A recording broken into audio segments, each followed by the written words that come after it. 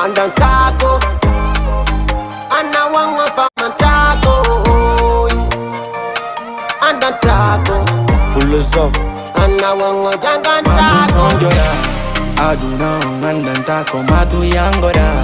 Aduna Assalamualaikum hiro makala inde mo ngitor mo mi lando fofo ni no e jang haray menen kadi men hewti e jang mi lando soni babirabe nenira fo hino e jang haray salminana nawarma hande hilen le 23 janvier 2024 do ngandi ko hande wonuno dernier pool laginon hido ngandi hande ko nongo de ngara salmina tawana PDG ndo e jomma sun non salmina dali wana madam bayen sami dali wana kala ananda warma hino darde men trono kadi alla kadi kala ananda warma hino ko prison ji men trono be alla be yaltu be ata kadi e dow jam mojere men trono kadi alla nawndo be no wali ko obitaji kambe kadi be ala dole yo alla wallu be kambe kadi be heba ko be nyawndora be arta kadi be kontina golleji mabbe ni parce que enen foko no yeli den haray hande hiden le mardi 23 2024 hido ngandi mois de janvier wonden hare min non vraiment e yi no lagine woni yaadugol non e yi hande defat lagi non pourquoi ko hondum jamaon wata yigol e ko hondum be yetere ngon e ko hondum be wolta tere ngon parce que no wodi ananda warma suko mankanji wala ko ananda warma ko problème antennaire wala ananda warma ko problème hondum marden kono gonga non minanta be inna jetto coupon tig koma satta gotum pieda gotum ha hewte a final parce que ça andari pour l'on faut que 7 mars woni ajeti coupe 7 mars woni ajeti coupe a joué 3 c'est 3 on fait dit jouer 4 wana hare woni 7 8 de finale quart de finale demi-finale finale hare ko dum don hare min ka mi samino da anda warma vraiment no jodi no darde no jodi no darde jamanti wona grand alpha ton e yengulen code tropique kanga samni dum foto wona seda samni non dal kala anda warma hino darde après régie si c'est pas fait dans morto style national goto arten après acceten numéro parce que hande ko ma yewten ko honnu metti lagi non ko ma yewten ko honnu manki e ko honnu duade wadugol e ko honnu ka duade enen kad bettugol enen anda warma ko enen jodi enen population kadi anden en ala ko nabande mecina doa enen ka ko honnu ka duade beydugol parce que lagina ko men si wadi goddo ciofet Moussa Yen te lagina te ko torde ngalla kadi ko Allah lagina ha final ko non tori den lagine torden kadi Allah parce que sen torki Allah wonno Allah walla en ko yehen ndari wona Mali o yino Mali na bani yaar gol non vraiment haysi be gagnama fo no andi hibe mari jom be wakili ndare hande contre wana Gambie e Cameroun menen fo men sokono wana hande Gambie be Cameroun mais be wakili ha be yalti 3D mais kambe kadi Gambie kadi wakili ko hoti mais be wakili ke on fami mais dum non fu hande inshallah en anda warma wana garan kalke be anda warma hino jodi no ndaade ko galleji parce que ko jodi no ko fi lagine ko fi dum don hare si se boreti mayda na morto man da warma style national lagine arten ko plateau me ad 224 national valum lagine jigaso menda ko timoto woni nen ko woni babu goto ko wakilibe hala yo nani ko be ko vraiment wana pullo wana gerte wana manika wana toma wana gerte lagine ko men wana futa jalo wana futa toro wana futa machina wana futa dal fo la lagine dal ko lagine ko men ko torde de ngalla ko Allah yo lagine enen kadi yo feƴƴu quart de finale parce que gila meɗɗa yogo quart de finale meƴuɗen haadugol kontoni quart de finale enen e Mali yawɗen tirage gagniɗen par tirage enen e Mali kono ɗo mi mantim sikki ɗum ko 2013 entre 2017 2013 ɗum gadi hay koto Paul Pogba en fof ko kamɓe wonno dépension to gandi Paul Pogba kanko ko nationalité français o waɗi ko kamɓe yawno nden hitande ɗon si feƴƴi ɗon ko 8 de finale jooɗi ɗen contre men e Gambie no faami hika kadi hiɗen yaade 8 de finale inneten parce que si a ndaari ko poule ko ene woni 3e ko Sénégal woni premier Cameroun woni 2e parce que si ɓe konti ɗon ko beji ɗin ɓe kontata ko hombo buri haray si se boredi après accetina la lignon parce que ni jamon no wodi anana warma vraiment e yi ko woni fejjugol kon e yi kadi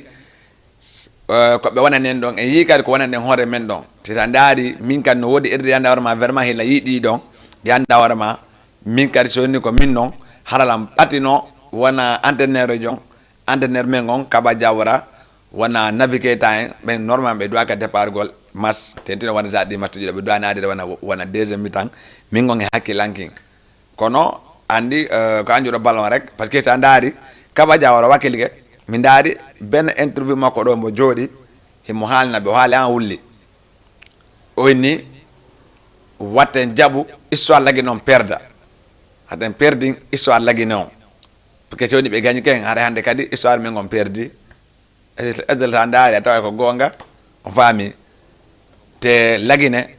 ko gila 2006 Sénégal fuddi pigo lagine berkomi yi kon sa ndaari depuis tan afia ha ko ginna yawno final be habi wodi mo be yaltini ton coupon après on final long be yetimo be jonni be goddo go après be no be joyi final woni ginna be fottuno ben ginna be pino ben ko be don yettuno ko be do yawno final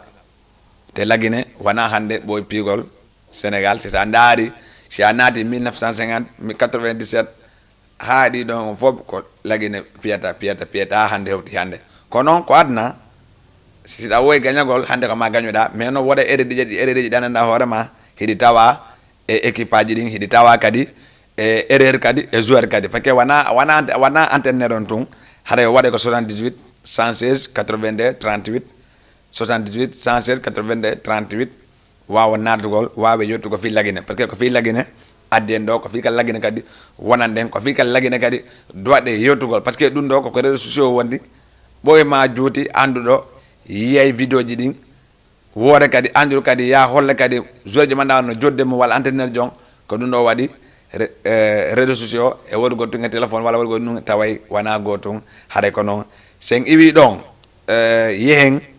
salminen wana garal lamin touré lay konen kanka samne mo foto wana seda hare meden andi me de yida kadi wallu golleji din di wanda wala waltagol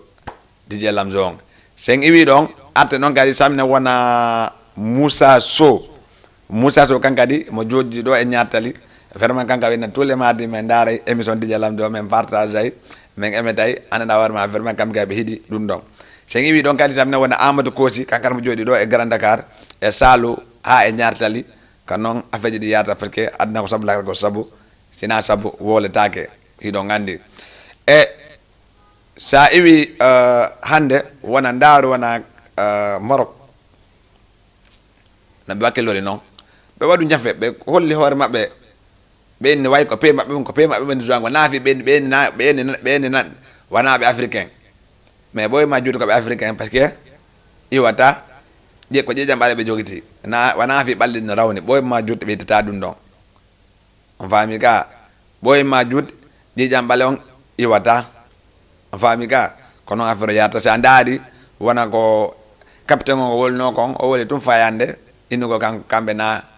be africain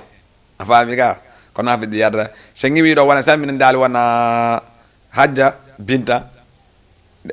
nena Hadja Binta balde Koloban kan ko samne mo foto wana seda samne wana Ado Bayor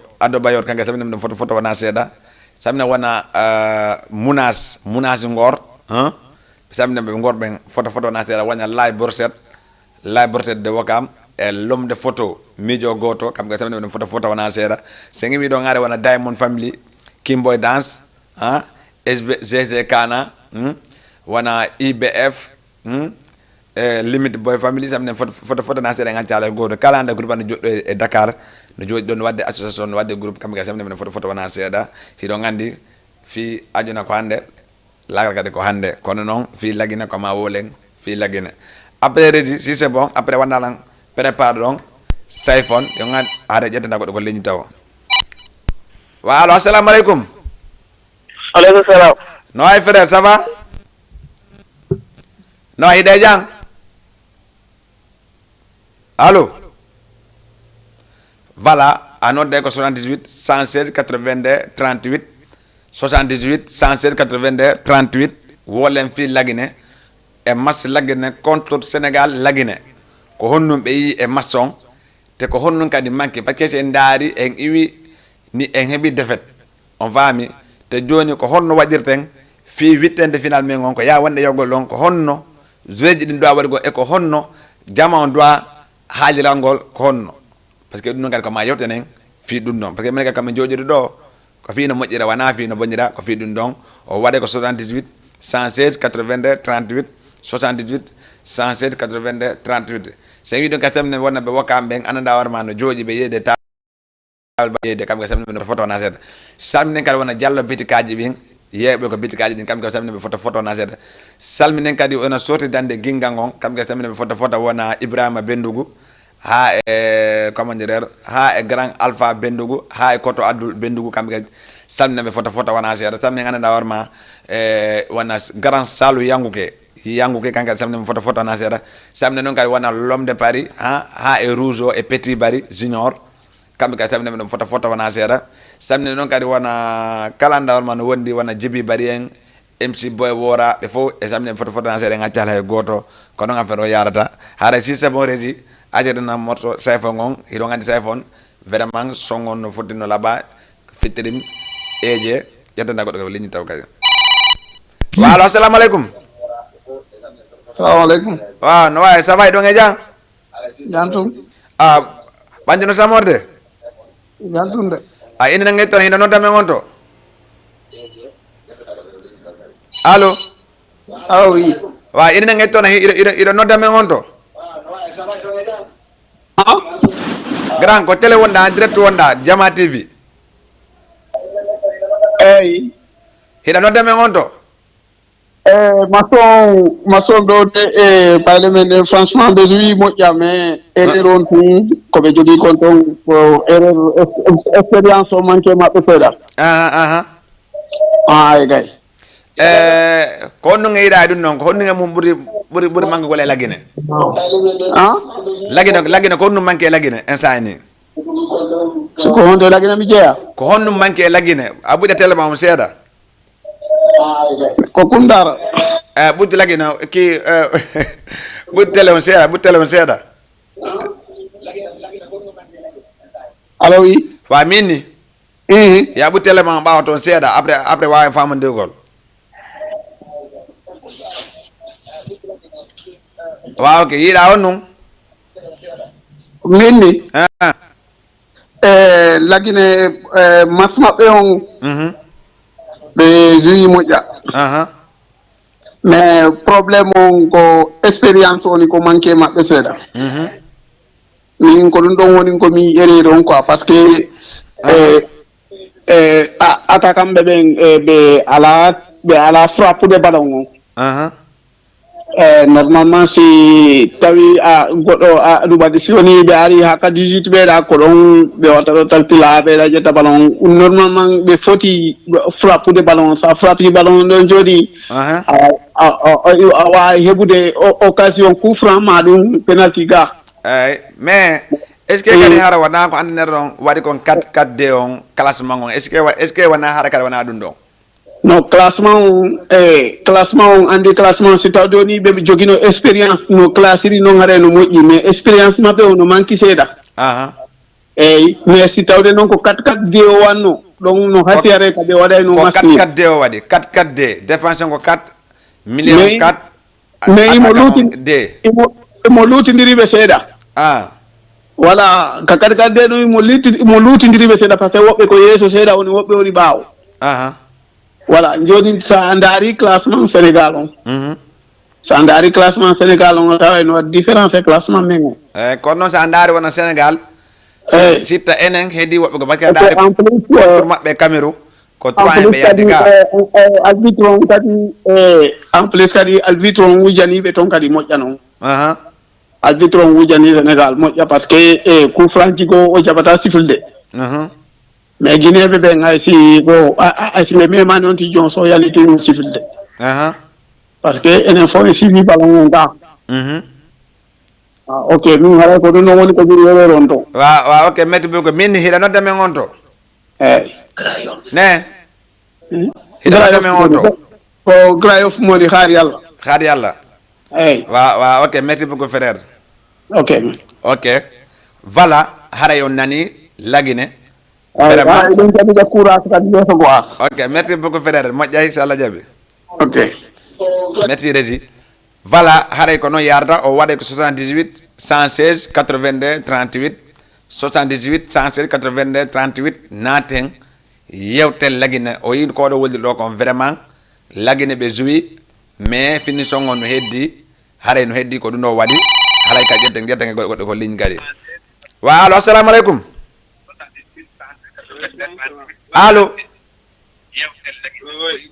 allo voilà ko non yarata o wade ko 78 116 82 38 so noddi kade buy ton téléphone on seeda télé on ton e téléphone on no accendir seeda télé on téléphone on no accendiri wawe nadugol wolen fi lagine wana honno adnero wana nabi keita départ maçon te dalari masiji men boy kanko départ ali ko dede mi tango nadi en nati vraiment joama hay se hebal victoire en hebi nil en hebi point mais non joni hande affaire o départ lamin gurasi kankari départ mais si andari vraiment ko gonga de ni lagine ko champion d'Afrique si andari ni ko comme Sénégal ko champion d'Afrique si andari joueur ni ko kambe bur margol joueur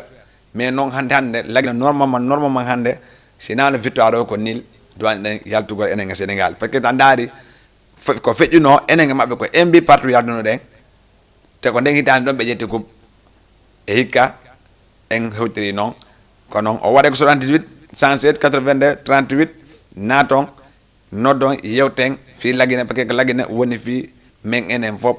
ko lagina jodinen do ko fi ka lagina bowe ma joti kadi en hotay ko men parce que ko ton jeaden hare si c'est bon Régi ajrana morson wajirde goddo ko liñ taw wa allo assalamu alaikum Waalaikum salam. no ay frère ça va Alhamdulillah. ida jang Yande. ida ngay ton ida no dame ngonto Alhamdulillah salam kat. aslm 4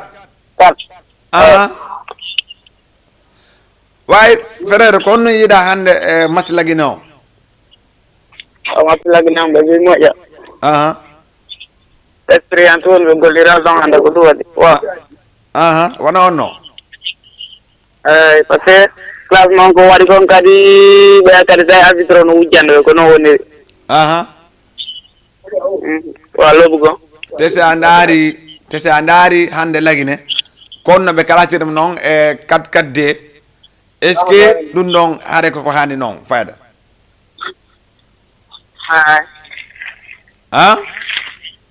no woni. Me ba nanali music mombaji. voilà Régi hare odon e yedi daw ko du wadi hare ko non yarata on nade noddon ko 78 116 82 38 78 116 82 38 yewten fi lagine yewten anda warma vraiment nini normal hay vidéo ji do anok tegede ko do tegede do ko fi sil national lagina parce que ko fi lagina na wolede haray jetten goddo ko ligne gadi wa allo assalamu alaikum alayhi salam on jarama de yo ina jam jantung alhamdulillah inani yo men nodde Jama TV do nodde Jama TV don en direct ina nangatana hino nodde men onto menen ko Mamadou Sadio wondo Montagne Rouge Montagne Rouge Wakam naam ok aware ko bienvenue mon ko télé Jama TV naam ko menen do mason ko fi on woni winale o jahabi kanyum may janvier ok menen ko jan janvier be do hade be ko ban ko fi on woni winale be dia masjid di feddi fo winde be o maso hande do winale be vraiment normalement be do sugol mais no est ce que wana hare ko be ya woni dum don ko hare wana dum no hare en tout cas do don ko tayo de ko ni mojjano joni an wana an ko no yida hande parce que tese andari hande Sénégal ko honno be konta hande kambe ko be champion d'Afrique e enen mabbe andari contre mabbe Gambie be pi Gambie 3-0 contre mabbe Cameroun be yalti enen lagine dartike be ha be wadani en didi ko onno yata fi prochain match. Bon prochain match on parce que do ko tigi nata ko sela entraîneur moƴƴa no selimo parce que ko defete di ko tigi nata réclame ko no moƴƴa jonnon si andari prochain match ni tan inade ko Guinée équatoriale fottoto do dimanche et 16h enen Guinée équatoriale ni tan inade ata ko pen be wadi tiration walla be wadal taw dum non taw sikki dey wala ko fon wada ko taxulo na wade do yalto da ware non da feda dino sigal ko femi tan ko ni non wawle de moƴƴa awa jonno yo ngandi Guinée équatoriale ata kan mabbe be e point mabbe on wi kanko ni maire buteur kamo point mabbe numéro 10 mabbe on ay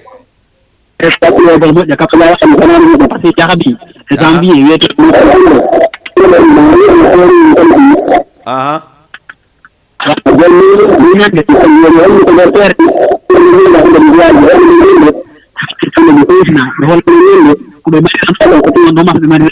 tout possible de muya mayon do maso main card wa ko ne faale mais non andari ka non Guinée équatoriale ko kambe pi Côte d'Ivoire 4-0 no ko kambe pi 4-0 ko balo mo wonti gina manga da hela da sa dari ando sa nande ko Angola ene alran allo mini ko écouteur wadda ga non na écouteur ni wadi de aw ene Angola ya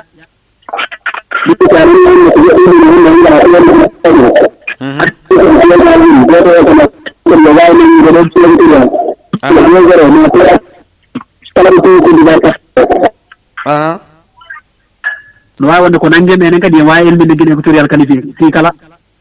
fi kala ko non kono si Allah jabi toro den ton butta ngal wolu ko kadi ale de lon kadi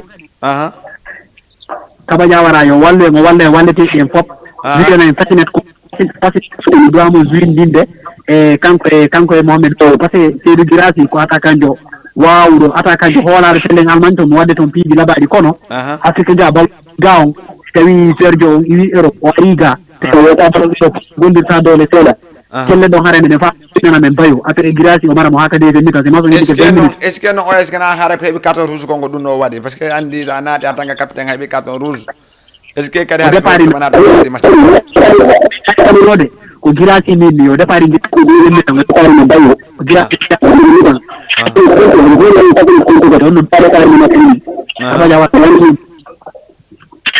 wa ok frère ko goto ala problème merci beaucoup nani voilà numéro 25 ko fay ko fasi ko tara wacali ha makko mi lamde so nadama minen mi yidar ka bang oto yaaki bu camara et puis yaaki bu camara gram weltan yaaki bu camara mo jano yaaki camara parce que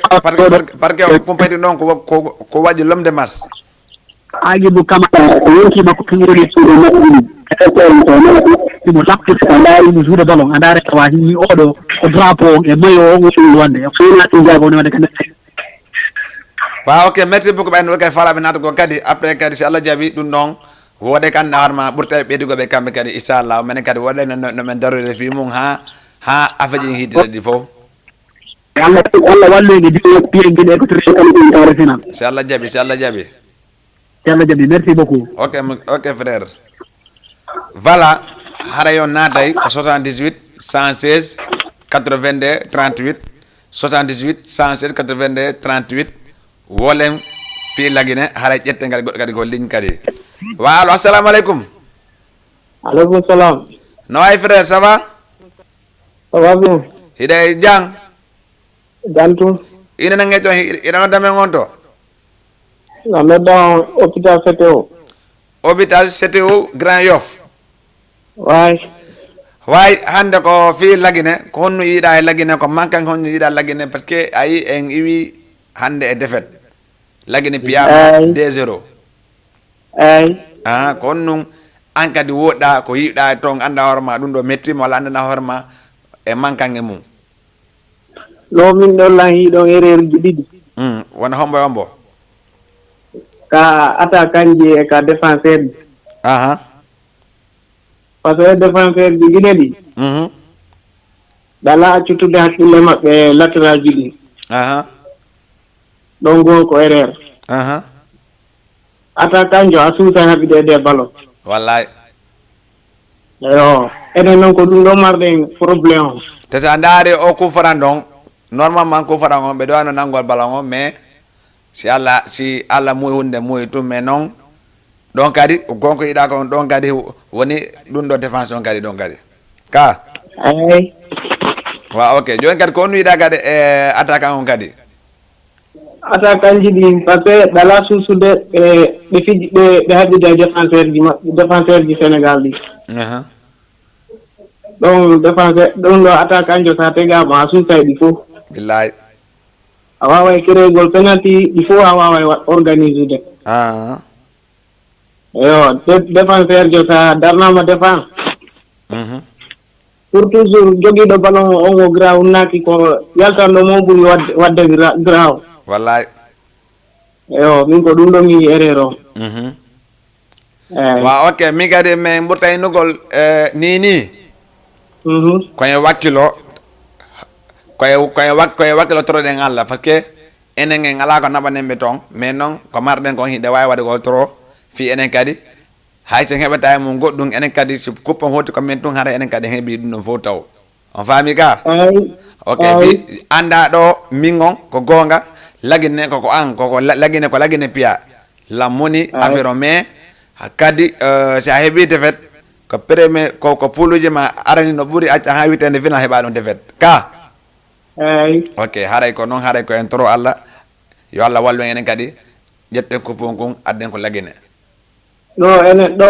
jama fof no e ɓaawo maɓɓe awa ɓe toraniɓe duwa ok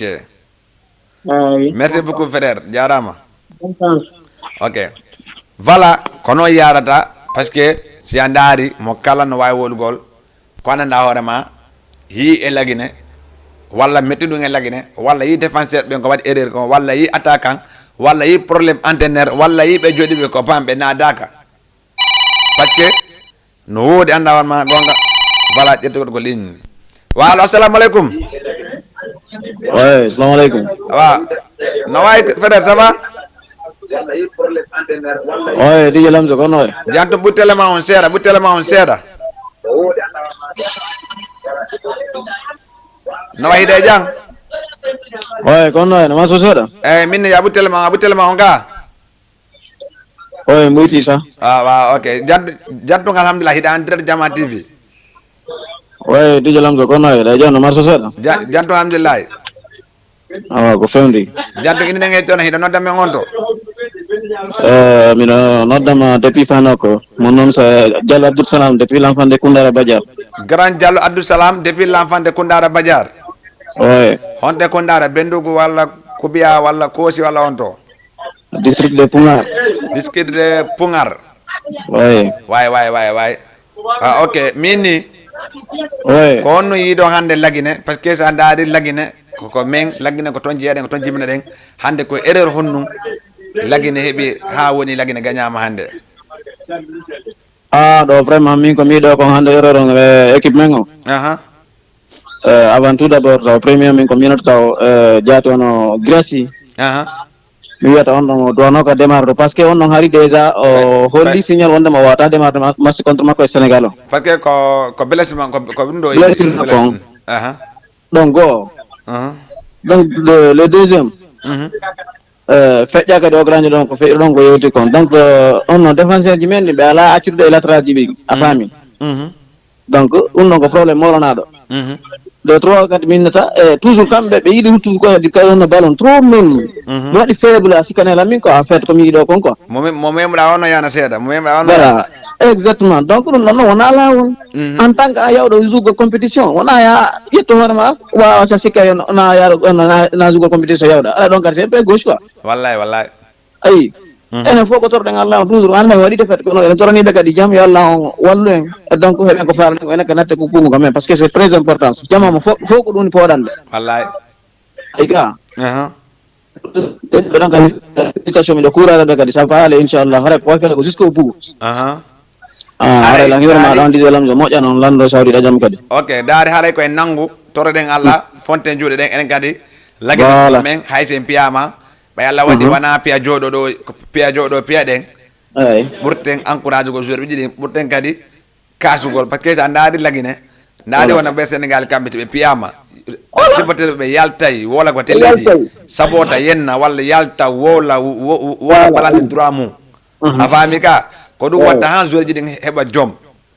wakkilo so mene kam min wuttiɗo téléji ɗi woni téléji guinéen ɓe anndanɗa hoorema jooɗi ɗo ko cause de on non cause de anndanɗa hoorema si waɗi lagine muusi lagine ko muusi jama o yaltu wola ko andi kon wola ko moni kon wola ko manki kon ka way ko ɗum ɗo ko fi ɗum ɗo minen kam mi wajjire ɗum ɗo mais noon buy ndaara e télé on walla ndaara ɓe tawa ko guinde ko bojum dari ɗo walla goɗɗum goɓɓina men min haajaka o ko wolta fi lagine eddere lagine minen min wolali fi no min heɓira mbuudi min wolali fi anndanɗa hoorema ko fi promotion amen komi woni wolugo ko fi lagine non ça va le DJ Lamzo di courage min ko makar ko hakkila go vraiment je te félicite beaucoup hein wallahi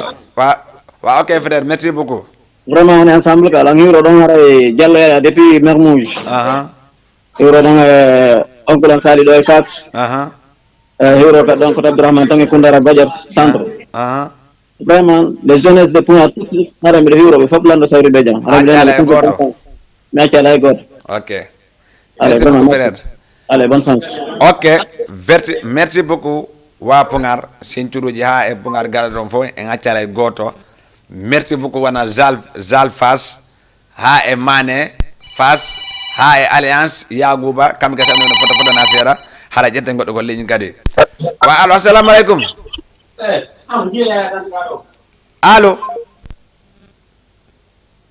allo voilà haray ko noon haray samina wona Alliance kankal mo joɗɗo e Fas samina wona Yagouba ha ɗon e Zal ha e Mané kamɓe kadi en accalɓe haray hiɓe ko ligne haray minna vraiment konno oɗo wallino rek menen min goƴƴiraɗo fi sa noddi hara ko bonisi amen non te sa ndaari yimɓe leydi ɓen ɗo kamɓe kala ko mettiɓe ɓe nodde ko téléji ɓe woola hara ƴettugoɗo ko ligne allo assalamu aleykum allo hiɗa en direct Jama TV voilà sa waɗi ɗum ɗon ɓe bloquete par ce que ɗum ɗo ko télé en direct wona ɗum ɗo wona hara ƴettumi ko ligne wa allo wa no wayi frère ça va DJ Lamzo wallahi haali guiɗoma no wayi hiɗe jang Aliou Saro depuis Wakam Wakam le gandin artiste awayi no nga bientôt min gama ɗo no wayi Aliou no hiɗe jang DJ ça va nan alhamdulillah noɓe ley fita noɓe aygel ley fita fo ɓe jang awiya pita timbi pita timbi DT ok Aliou oui kono yiɗa hande e ballon lagine o non vraiment min daari machon min manam dal miɗo welti dal manam parce que avec défaite manam taw ɗe andi taw dal actuellement nini Sénégal taw ko champion d'Afrique nini taw ɗum ɗon go sengo ɗon taw voilà nini taw mi équipe men on nini mi yalta force mo ɓe wata dartode Sénégal tu vois ko ɗum waɗi mi taboy ɓe wakkilaki ɓe joui maçon ɓe joui mais quand même ɓurma rek quoi tu vois ko noon de voilà mais ko ɗum min kono joni ko manque mange honnon a yiiɗa exact andi ɓurɗo mon ɗuma mais hara no woodi ko dartoɗa munɗoma par ce que si a ndaari ko feƴƴuno rowani enen e maɓɓe ko embi partout yaltuɗen hikka ari ɓe piyen 2-0 te si a ndaari ko rowani ɓe ɓurno dargo heeɗi hikka ka ok donc nani ko wolla ko mais andi ɗo o minne taw erreur on tawde un probléme internet on ko jawarano tawa e premiére on tu vois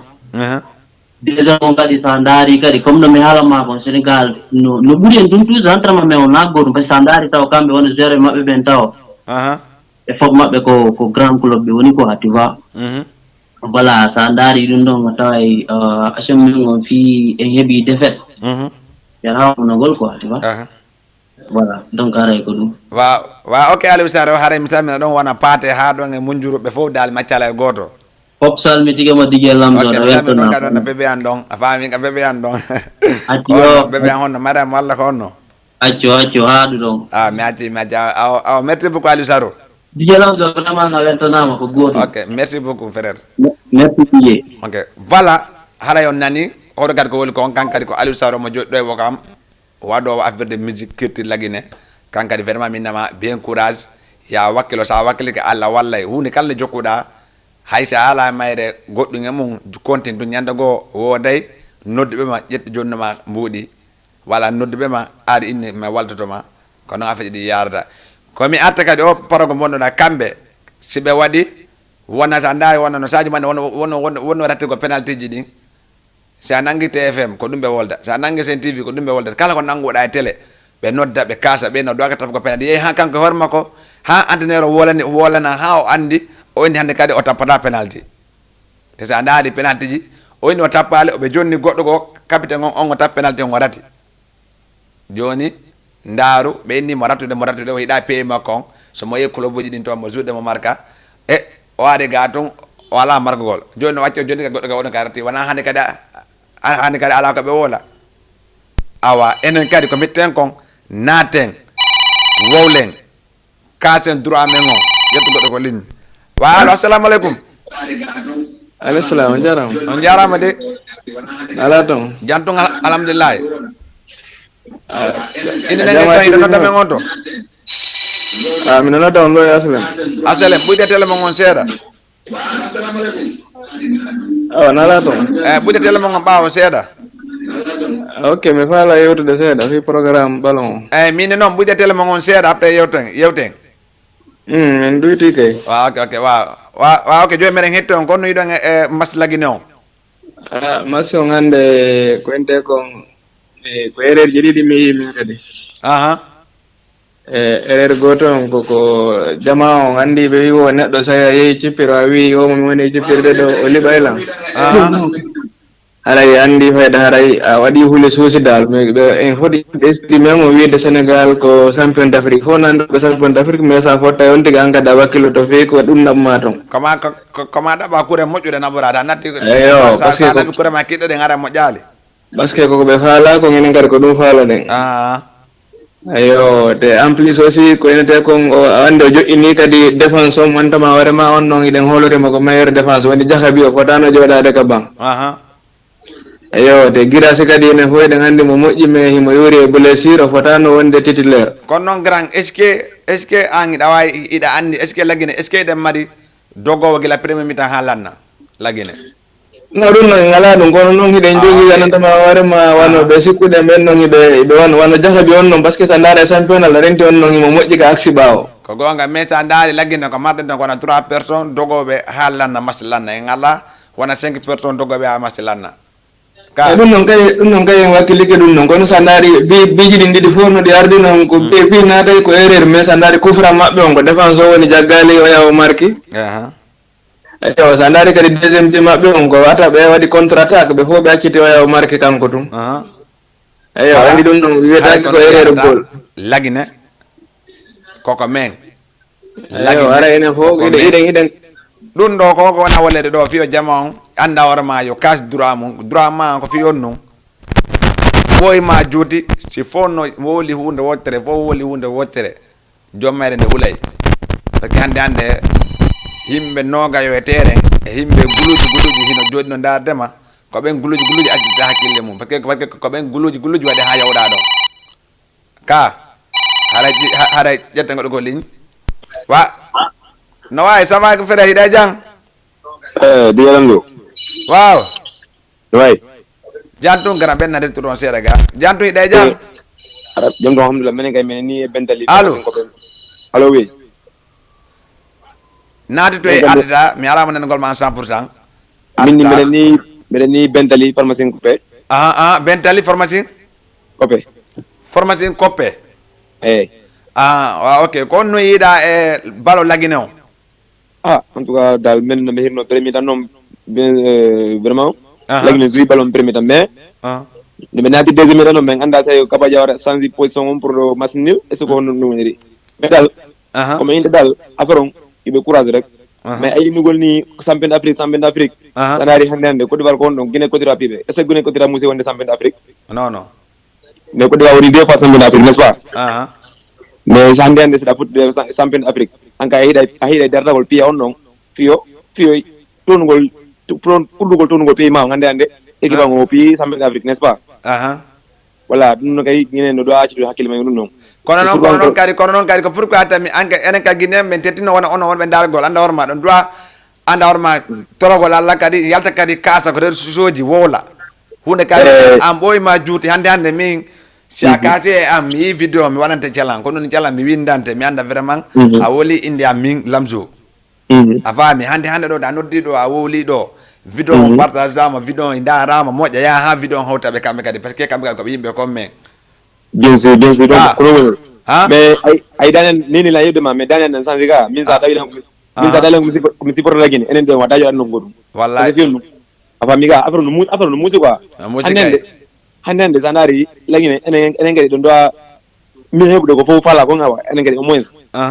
mais sanari enen gini souvent ko mo ne burdu men hajon ganda non amanda non gadi do ndar ga hakuna men gadi parce que do aye gini yo dardo inama aw lagini ko équipe ma yata be supidi parata fusi anda non gadi ko fotme nyano non gadi ko encore billahi mi wonde jen jotto de gene be wanda ma ko wata ko jeddu labi to ku kabe mabbe no hakin ko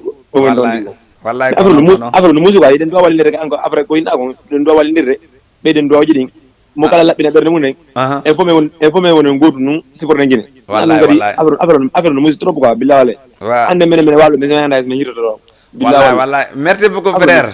no musi quoi billahi wa ok ala pour len ko goto toro de ngalla re mo janani ok weltanam jarama merci beaucoup voilà ayno woli non wada honno lagine ko men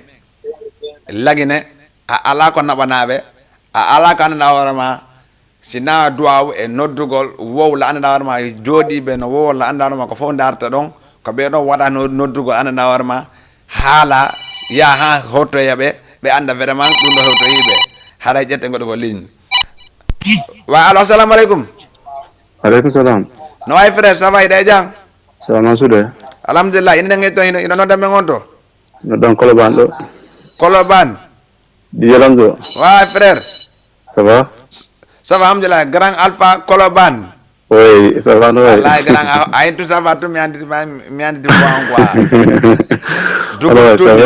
oui on va jantu alhamdulillah grand no way ida jang jantu mero sela alhamdulillah grand ko no yida hande lagine ko no yida pateti no ono yalto ben ko tali oui sono andi rego ben takon andi rendo gombe da ko Senegal yimit data de ko afami parce que sampe en Afrique kadi calculen kadi anda war ma Senegal ko dubi jeli be mewde ke mabbe on si be yetti coupe d'Afrique yo do ma fami et puis ama 3 fois en famille do be do coupe d'Afrique 3 fois be pia permettre be altina fa won débaji ha won ma famille ka na débaji ha be noddi yenna wola yenna o famille ka wona dare wala contre mabbe Cameroun demi final voilà be joji don par série Sadio Mané ko ar raddi ballon est ce que Sadio Mané ala ko nani voilà contre Algérie ka final contre Algérie ko défenseur jo marquiti hande ko hombe pia Algérie na murtan pia ande Algérie hande sondo ko Côte d'Ivoire ma pia be piano gine be nyami ko do ba nyami tanana ko terrain wata metti ni no parce que ka den qualifié ka fami ka wata hay goto metti ni no fami ka hala mako sondo ni Sénégal sondo kala be ni fedde ni ayon digi parce que be nebe équipe be mahi équipe ha équipe yori ngew a fami hada ko mun gine me kala wondo do hedita de wondo darde fo haray no wata metti fi dum ko parce que sport way non kadi lagine kadi pika dina hana hono kadi problème kadi wadi ponde entraîner parce que hande on mabbe kete hande o man mabbe kete do tay ko yanda ma jodi ko bank jodi wa burbe man bo wadi man parce que mabbe kete ni blessure pour kala mo demaramo wallahi min kay o ngere do mi dum no baken tay ko dari tay contre Cameroun dari contre Cameroun dara contre Gambie tay ko man normal goy mi mais pourquoi ça départ blessé tout départ qui la zone il ma rek il blessé rek wallahi grand mais c'est grave mais tak ko no bir manade tak ko jori banko buri manade asirde wallahi grand mais non mais entre defenseur ari rek ko do ko ma rek Sénégal ne wabe pide kadi mais non minata dum do kadi burte andana warma be jot non c'est comme ça mais lagine fondo en alad makadi fédération moƴƴa entraîneur moƴƴa ça le problème grand alpha oui te sa ndaari entraîneur jongo waaji ha hulli ko feƴƴi do ni watta be jabu histoire men ko yana kanko ko way confirmant o waɗi ke o waaji ke o jooɗi ka anduɗa hoorema o haali ha fof yi vidéo ji ɗi yi vidéo ji ɗi ko woni haalgol ɗon ko woni waaji gol ɗon ha andi kanko o waɗi devoir makko on ga bien sûr waɗi wakke wawi ko waɗi bien sûr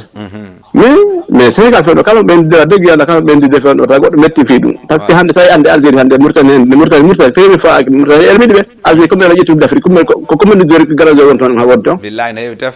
walla ala ɗo logique ɗum ko mannidema o faami ka ɗum ala ɗum hande fof équipe fof maniki hande wallahi mais noon fayi ngaray voilà fof kono ɓayalla waɗi hen qualifié ana ko ɗum wawte waɗde sona toronoɓe Allah rek ɓe mutoyo quoi ok merci beaucoup grand Alpha aram sam oui haray mi hiwte moƴƴalla haray madan gon ɗon e Aissatou Ba en ɗon e ɓeygoangen ɗon fof mi samina yetto inchallah haray vraiment émission no weeli ha wallahi haɗa ɓe wuuri nani voilà ok uri no nandema ok de wuro moƴƴana so noon simma ɗon mo jaam de wuro bela ok merci beaucoup grand Alpha merci beaucoup Baye merci beaucoup merci voilà grand Alpha Koloban hare kankadi vraiment o naati o noddi welilam moƴƴa par ce que ko minen bokki galle kamɓe ɓe dow menen ley haray ko noon afiɗi yaada hande ta jooɗi ko comme dal wona mardi passé rek wona DJ Laye Ba en nodduno anda hoorema kamɓe kadi ko garan quelqu'un ɓe ƴetten ko goɗɗo ko ligne wa allo assalamu aleykum allo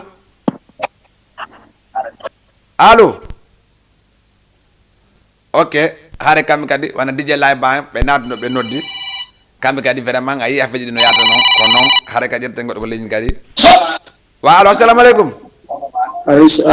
no way frère ça va yiɗe jang jantama alhamdulillah ina nangue toon hiɗa nodda men on to noddam wakam hiɗa en direct Jama TV ay wa ok ko no yiiɗa e match laguina on ko no yiiɗa fi laguina on non gra min mi wiiri match laguina on noon vraiment mi weltigue mais ko donnude piire ɗum waɗe référence en waɗano on parti toon o wi match enen en gana enen e Gambie ɗe ndonoɓe piide ko yimimolo par ce que ko waɗiɓe jekkude Allah hokki e moyen piide mais waɗen biir wotude ko ɗum ɓuuri hen tamdinde ɗo waɗa noon mi landoma hiɗa andi beji sappo e bii goto no fota bii sappo e bii goto no fota mais est ce que ɗon andi hande so yi o discuté o pour men ɗo metti fi ko enen addi ɗum non ko wona hono addirɗen ɗum ɗon wona honno wona honno so yi hande Cameroun il faut hay goto sikkano Cameroun hande qualité on ga min on nderam sikkono Cameroun langil min on ndewa e ɓernam mi sikkono ɓe qualifié parce que la hande ɓe piya e Gambie non min de ɓaynawol fenal mi sikkano Cameroun qualifié par ce que ko Guinée dono ɓeyde Gambie boni ko boni ɓeyɗi dono wadde ɓe 3-0 joni on 3-0 on ko on naɓayno en toon naɓayno en ko faale yaɓe ƴetten deuxiéme position awa mais joni ɓeeto en foti encore presque en foti biiji entier sare ta yaada ha ko Cameroun sappo ɗe 3-20 ko metti fiiɗo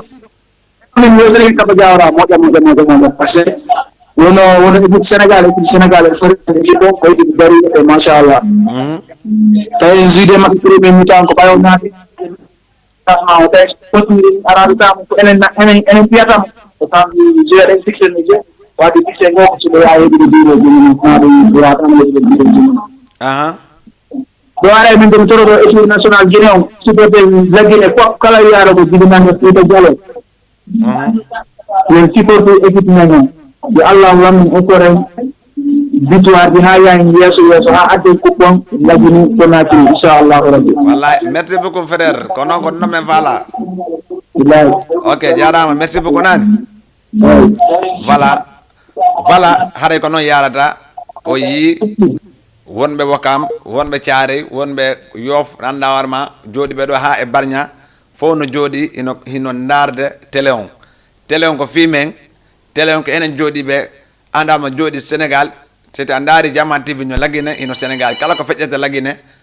hino anda ko ɗum ɗo haɗa ƴetten goɗɗo ko ligne après ƴetten deuxiéme auditeur ko ɓen ɗo walo assalamu aleykum aleykum salam no way frère ça va ça va bien hiɗa e jang jam to ina nangue toon ina nodda men on to noddama Grand Dakar ay inde nden Amadou Diallo depuis Grand Dakar ay ok ko no yiɗa e han lagine maçon mankangon e ko heddiɓe nata ko no yiɗa waaw marton kay moom mooy loolu quoi marton jama o naa ɗo habbino quoi